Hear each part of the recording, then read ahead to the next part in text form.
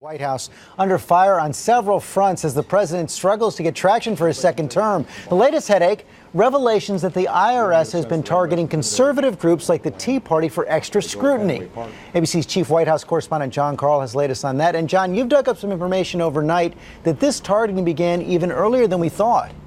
That's right, George. I have obtained a soon-to-be-released investigative report that shows that the IRS started targeting Tea Party groups more than 3 years ago, and that among the criteria they used was to target groups that were critical of the way the country is being run.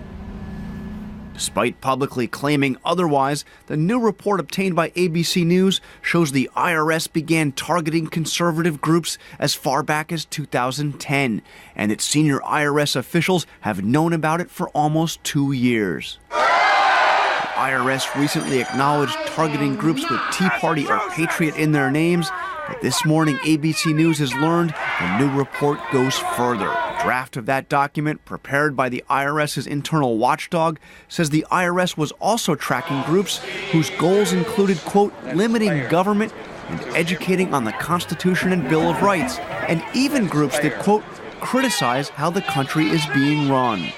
On Friday, the White House said it had no idea that the IRS was targeting Tea Party groups. There is no question that if this activity took place, it's inappropriate and there needs to be action taken. The IRS has since apologized, blaming it all on low-level employees with no political bias. But conservatives aren't buying that. How stupid do they think we are? Bottom line is they use key words to go after conservatives.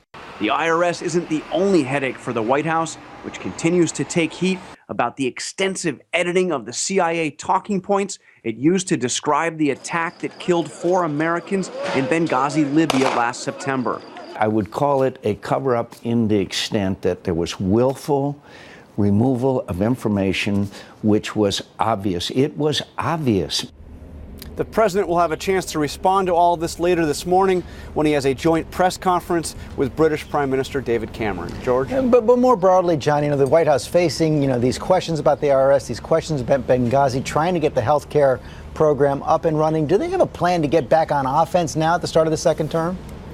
Well, the big thing is to respond and move on. They believe that they can weather this stuff, that they need to quickly kind of respond and get onto their agenda. But, George, I sense no overarching plan to move on except to try to keep talking about their agenda.